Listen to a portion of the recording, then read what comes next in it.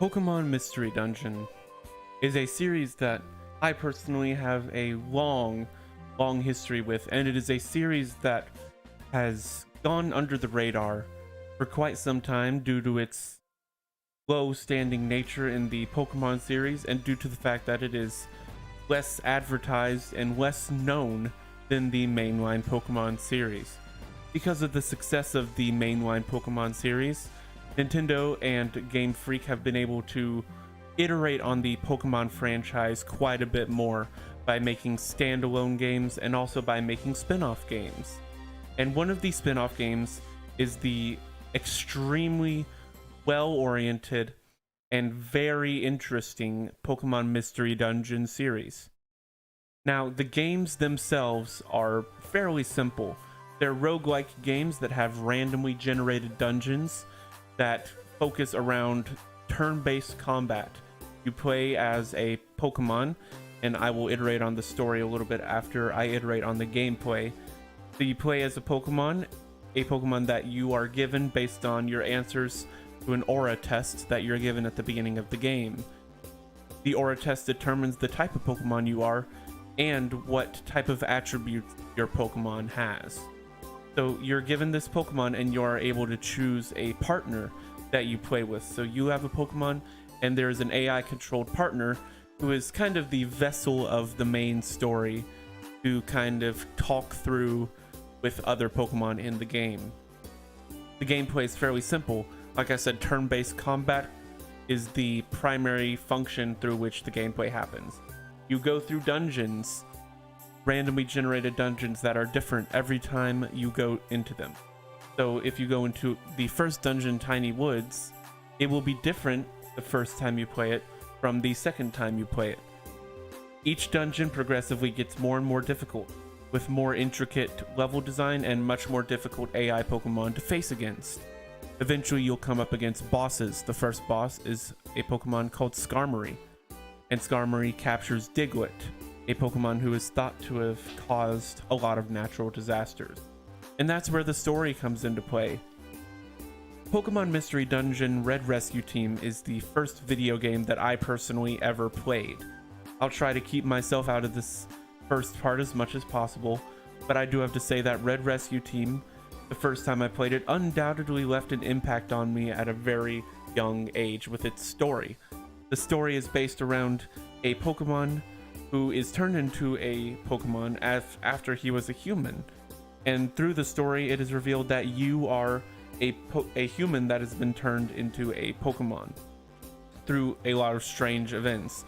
In light of the recently released Pokemon Mystery Dungeon Rescue Team DX, and the fact that a lot of people watching this video may be experiencing their first playthrough of this game, I will be trying to keep this overview as free of spoilers as possible, considering that there are some people who may be experiencing this game for the first time. Now, the original Blue and Red Rescue Team, there were two versions of the game called Blue Rescue Team and Red Rescue Team. Blue Rescue Team was released on the DS, on the Nintendo DS, and Red Rescue Team was released on the Game Boy Advance. Red Rescue Team, like I said, was the first game I ever played. Both games function on the same story, but the primary difference is that there are a couple of different Pokemon that you can play or have your partner as game. The gameplay is also the same in each of them. There is no notable difference between the two, though the games did receive criticism for having two different games rather than just having one singular game. But with the release of the DS, Blue Rescue Team was a welcome addition to the franchise as the DS was becoming increasingly more and more popular. The story revolves, like I said, around the idea of natural disasters. With this mature setting, it is guaranteed that some people may be surprised to find just how intricate and dark and surprising the turns in the story are. At one point, your Pokemon friends are sent into exile because an evil Pokemon named Gengar, who is part of Team Meanies with Ekans and Medicham. These Pokemon convince the town square, which is the central hub of the game. They convince the town square that the Pokemon you are playing as, your Pokemon, whatever name you choose, is evil and is causing all of these natural disasters to happen. It is true. Based on the story and meeting with a Pokemon named Zatu, it is discovered that you becoming a Pokemon and the natural disasters are inexplicably linked. And your goal is to find the cure, the solution to this problem. And the meat of the game comes around hour 10 when you are sent into exile and forced to wander the lands to try and find the answer to who you really are and what your purpose in this world is. And that is the essential story. There are a lot of extremely emotional moments that wouldn't usually make it into a Pokemon game. And these games were released around the heyday of Pokemon when Gen 3 was coming out. And Gen 3 shares a lot of similarities with these games in that the stories are quite similar with the natural disasters and the control of natural disasters. With that being said, we are going to talk a little bit about the new game. Obviously, with the release of Pokemon Mystery Dungeon Rescue Team DX, that is what spurred this video idea for me. With the release of the Nintendo Switch, I personally knew that it was only a matter of time before Pokemon Mystery Dungeon was reintroduced to the system after a long dormant series. After 5 years since the last one, I knew that Nintendo would want to take another chance to try and introduce this series to people. Unfortunately, the games, while having a really rabid fan base, seem to have received once again mediocre ratings from a lot of reviewers. This series has always had a strange distaste by critics. For some odd reason, it has a very high fan score and a very mediocre critic score. And it is simply because critics cannot play video games. And this is where I will put my personal opinion in. Don't listen to critics when you are trying to buy these games. Pokemon Mystery Dungeon can become a very difficult game at times. Yes, I do not like the RNG, and the turn-based combat I don't think has aged quite well either. But the games are extremely challenging, but the challenge is very rewarding late game. Yes, Sky Tower is unfair. Sky Tower is the final dungeon in the main story, and Sky Tower is extremely punishing if you don't know what you're doing or if you haven't played the game multiple times. Fortunately, I have played the game multiple times. Now, I have not reached Sky Tower in the new game, so I don't know if it's been rebalanced or repurposed. But that being said, there is a lot of people who will try to put a narrative against this game, and I say don't listen to that narrative unless that person is someone you trust. Now, back to the purpose of this segment. The Switch has been a monster of a system in terms of its success. And Pokemon Mystery Dungeon, in my opinion, is one of those games that would have been very obvious to include from the beginning. But it's clear that the developers of this game wanted to take their time and try and really rethink and reimagine what Pokemon Mystery Dungeon is. And it is really the perfect storm right now when roguelikes are at one of their most popular times, debatably, with games like The Binding of Isaac, Dead Cells, etc., etc., etc., all gaining mass popularity, at least among a very ravenously hungry audience. And Pokemon Mystery Dungeon is no exception. The game's sales have been fairly successful. I have not done intensive studies on the sales, but I know that the game was very successful and had a pretty good launch day in terms of its viewership on live streaming platforms and in terms of its viewership on YouTube channels. The game has a very, very nice art style. It took a lot for me to kind of get away from the old art style as someone who put countless hours into Red Rescue Team and into Explorers of Darkness, the sequel. Both of those games share the same art style, and for me to kind of move on to a new art style, it was a very challenging, but so far has been a very rewarding move, as I think the new art style does really lend itself to this game. The art style is gorgeous. The game has really nice new animations. The reimagined dungeons and the reimagined sprites for the characters all look really, really nice. And I think it fits Pokemon a lot to have these very stylized games, including the new art styles for the new mainline Pokemon games. Whereas Pokemon Sword may not be that good, I believe this game both shares the original charm of Red Rescue Team and the modern charm of having a few things added to it. And among the art style, Mystery Dungeon Rescue Team DX adds features that I think are very welcome for a Mystery Dungeon game in modern times. Your moves that you use, you have 4 moves that are under your Pokemon. So I chose Squirtle, for example. So 2 moves I can think of right off the bat are Bubble and Water Gun. And when you use these moves enough, they will start to level up. So Rescue Team DX does add a host of RPG mechanics that I think are actually very welcome. Your moves will level up. Your character will level up. And as your moves level up, they have a chance of doing more. They will do more damage. And they have a chance of being used twice, having a critical hit, so on and so forth. So in that regard, Rescue Team DX adds a host of RPG mechanics that also include a leveling system for your rescue team. So my rescue team is currently silver rank. This gameplay on screen is slightly old, but at the end of 10 hours I reached silver rank, and I'm about halfway through the story now. So your rescue team gets points and gets reputation as you do more and more rescue. There is the main story, and then the side missions are all revolved around doing rescues. And you rescue Pokemon by going into dungeons and going to a certain floor and rescuing that Pokemon and sending them home. You can do multiple rescues in one dungeon. Now you can only do 1 dungeon per day, so that means you are severely limited by the amount of missions you can do. The best strategy that most people find is doing multiple rescues in 1 dungeon. So for example, I had an Oddity Cave rescue that had 5 missions in it.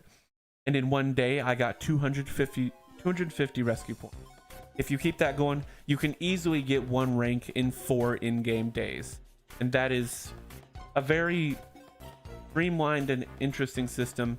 And I think it's a system that works for a game that can feel grindy.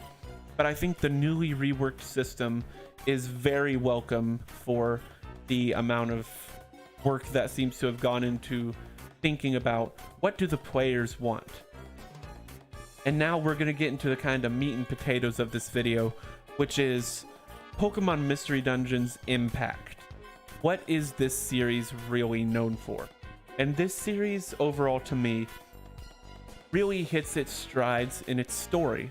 Like I already said, the story of Red Rescue Team is extremely emotional and takes some severely dark turns, with betrayal, exile, and questioning yourself and your own motivations, all part of the story, and ultimately the dedication to finding out who you are and trying to stay positive in the midst of negativity.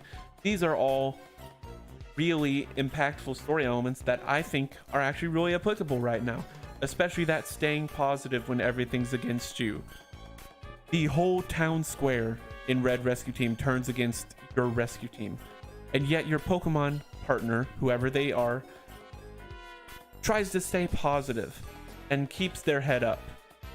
And where my partner in Rescue Team DX happens to be Eevee, Eevee keeps his head up no matter what. And that is something that I think can really apply right now when we're in a time of questioning what's going on in the world. And honestly, the fact that I can make that comparison to a Pokemon game is not lost on me for a little bit of a surprise factor.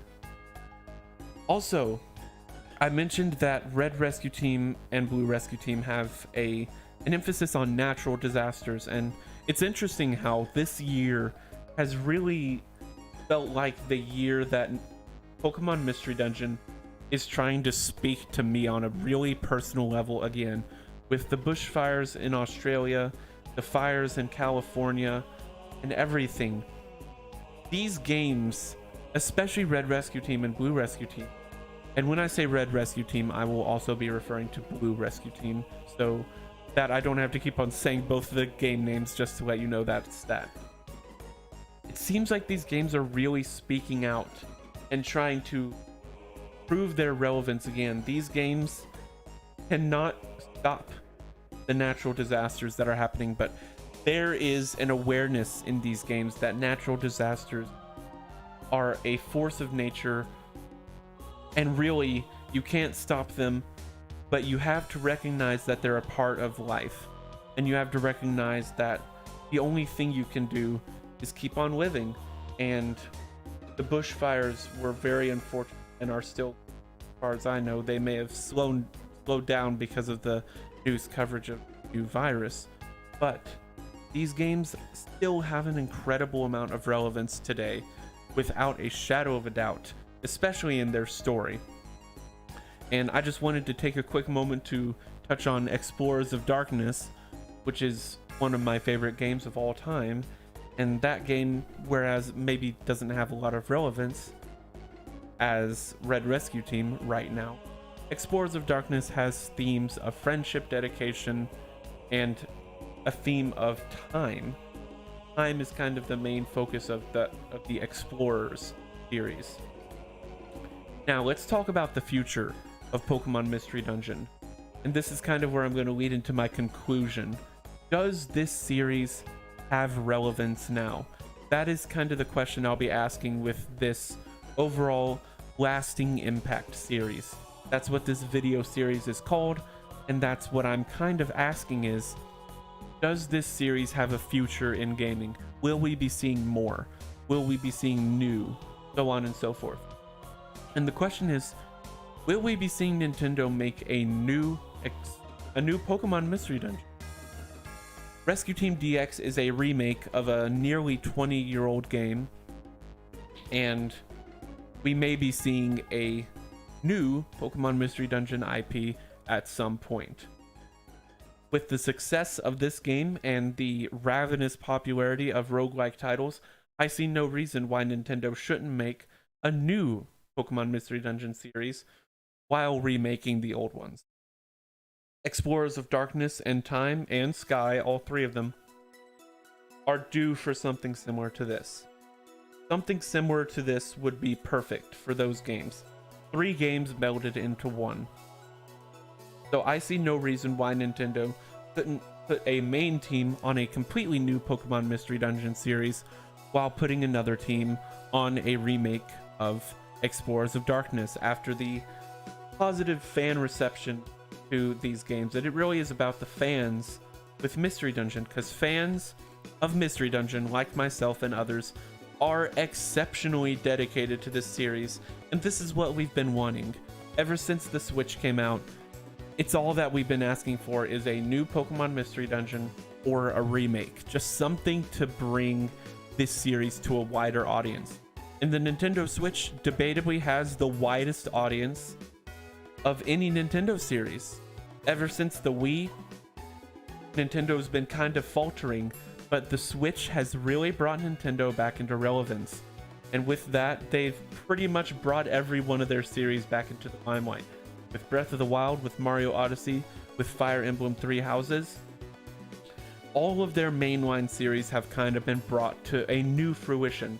And I think with Rescue Team DX, we are seeing the exact same thing. Mystery Dungeon being brought back into relevance once again. And I for sure think that in conclusion, yes, I think Mystery Dungeon has a lot of relevance nowadays. Yes, RNG is kind of getting old and kind of worn out. Turn-based combat, for me personally, has not really aged well, but I love what Pokemon Mystery Dungeon does with its stories, with its characters, with its art style. Everything about Pokemon Mystery Dungeon just screams the Nintendo Switch. So that is essentially what I wanted to say. In conclusion, yes, this series has had a major impact on my personal life. The emotional stories are really what drive the emotions to kind of interact with the characters in this series. The gameplay, while aging not quite as well for me, I do believe that the gameplay still has a place for people who are looking for something like this. A little bit more of a challenging Pokemon game with a story that's challenging, a story that challenges your emotions and challenges you to think a little bit about what you're doing, about the life you're living. And there are a lot of really surprising turns that this game takes that will hit your emotions in a way you didn't think was possible in a Pokemon game. Thank you all very much for watching. If you like this idea for a series, please press the like button, and I will be doing a bunch more of these. I love to do this, and I will be refining my style and refining my commentary much more.